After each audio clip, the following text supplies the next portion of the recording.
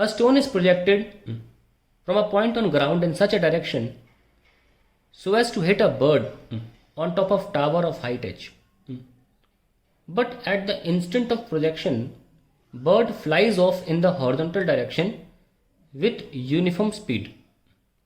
The stone reaches a maximum height 3h by 2 and hits the bird in onward journey.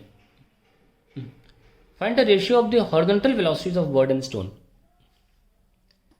आइए देखते हैं diagram क्या है इसका। पहले तो एक एक लाइन समझते हैं। A stone is projected from a point on ground in such a direction so as to hit a bird on a top of tower of height H. तो भाई ये टावर है,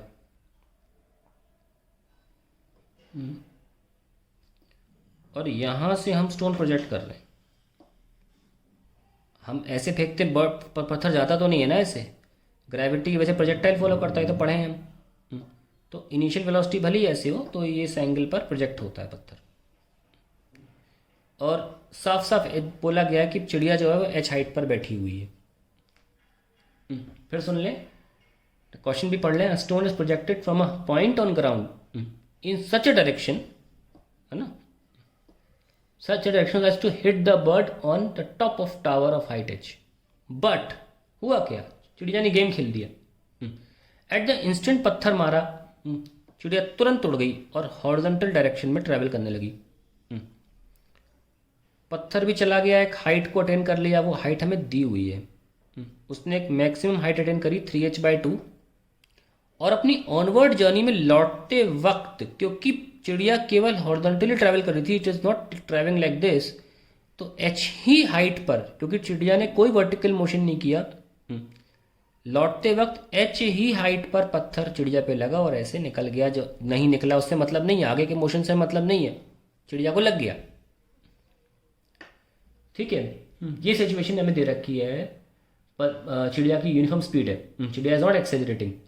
the stone reaches a maximum height 3h by 2 and hits the bird on onward journey. अब बोला गया है find the ratio of the bird speed and the horizontal component of the stone. क्या लिखा है, find the ratio of horizontal velocity of bird and stone, यानी कि अगर स्टोन की UH है तो U cos थीटा चाहिए। तो पूछा क्या गया है, आस्क्ड क्या है, आस्क्ड है बर्ड की speed upon U cos theta. Speed क्या होता है, डिस्टेंस अपॉन टाइम, है कि नहीं। और जैसे ही पत्थर आपने यहां से छोड़ा तभी चिड़िया उड़ गई यहां से, पर पत्थर लग गया। इसका मतलब जितने टाइम में चिड़िया यहां से यहां गई होगी उतने ही टाइम में पत्थर यहां से यहां पहुंच गया होगा। Let this first position of chidiya be x1 and the position of patthar and चिड़िया जहां पे दोनों टकराते हैं भी x2। तो ये बात तो समझ में आ गई, चिड़िया की स्पीड जो है डिस्टेंस अपॉन टाइम से निकालेंगे, पर चिड़िया ने डिस्टेंस कितना ट्रेवल किया, सिर्फ इतना सा। और इस इक्वेशन के हिसाब से डिस्टेंस कितना है, x2 - x1 upon time t। पर पत्थर ने पूरा डिस्टेंस ट्रेवल किया है, x2 अपॉन टाइम t। पत्थर और चिड़िया का टाइम सेम है, तो हम अगर ये डिस्टेंसेस निकाल लें तो हमारा आंसर आ जाएगा, है कि नहीं।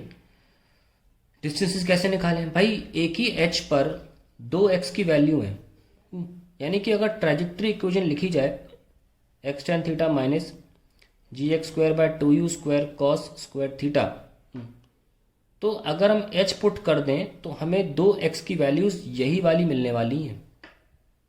यस और no, x tan theta minus gx² by 2u square cos square theta. तो बस एक क्वाड्रेटिक इक्वेशन आपको सॉल्व करनी है, जो भी रूट्स आएंगे वो x1 x2 ही आएंगे, आप उसको रख सकते हैं, आंसर ला सकते हैं। कॉन्सेप्ट बहुत सिंपल है, कॉन्सेप्ट बहुत अच्छा है, कैलकुलेशन भी टफ है, लेकिन एक बार आप कैलकुलेशन थोड़ी टफ पड़ेगी इसमें, मैं करने जा रहा हूँ, लेकिन कंसेप्ट अगर फ्लो में आप सीखेंगे, ये कंसेप्ट बिल्डिंग क्वेश्चंस इसीलिए कहे जा रहे हैं। हमें ऐसे सीखना बहुत कुछ है इन सवालों से कि कैसे ऐसे क्वेश्चंस को अटेम्प्ट किया जाए। चिड़िया वाले बहुत क्वेश्चंस मिलेंगे आपको, खैर। और हमें ये भी सीखना है कि डरना नहीं है कैलकुलेशन से। अभी देखो इसको क्वाड्रेटिक सॉल्व कैसे की जाए।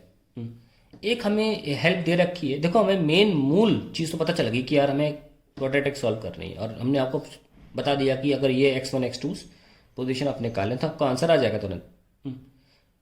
तो अब थोड़ा सा आसान करने के लिए डेटा उनने और दिया है कि पत्थर अपनी मैक्सिमम हाइट 3h/2 अटेन कर लेता है। इससे देखो क्या हासिल होता है, 3h/2 मैक्सिमम हाइट है एच मैक्स, और एच मैक्स जो होता है उसका फॉर्मूला क्या होता है, u² sin²θ/2g।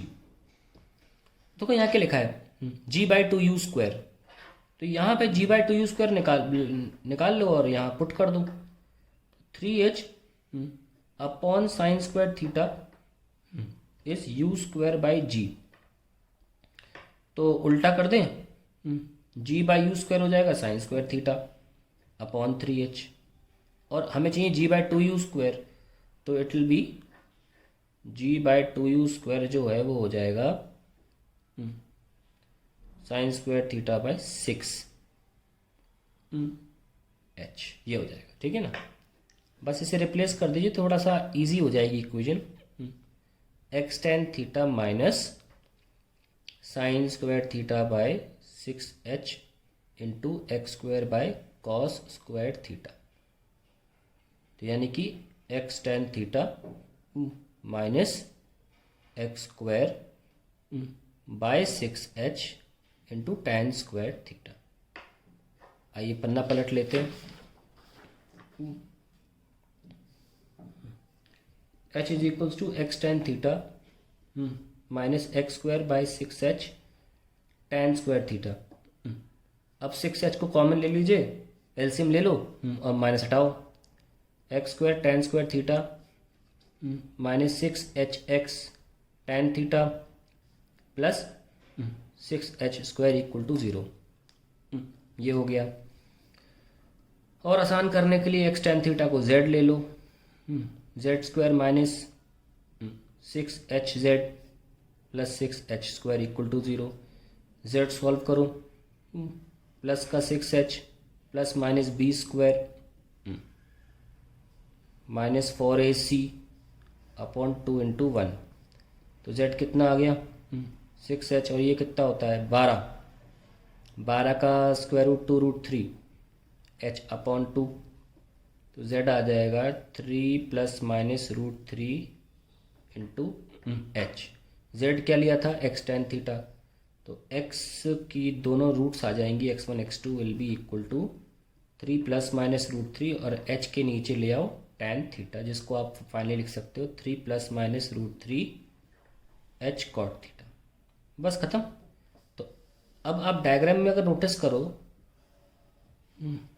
तो x1 तो पास का था, तो छोटी वाली रूट यानी कि ये 3 माइनस √3 h cot θ होगी, और बड़ी वाली रूट x2 कितनी होगी, वो होगी 3 प्लस √3 इंटू h cot θ, ये लीजिए। और ये डिफरेंस कितना होगा x2 माइनस x1 जो टेढ़ जाने चला था। तो अब हमारे पास आ गया आंसर, कहाँ गया भाई,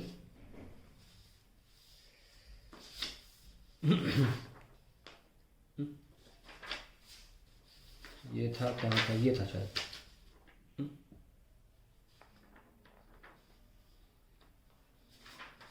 मिल नहीं रहा है, कोई बात नहीं, दोबारा बना लेते हैं डायग्राम कि हमारा वो स्पीड क्या लिखा था मैंने,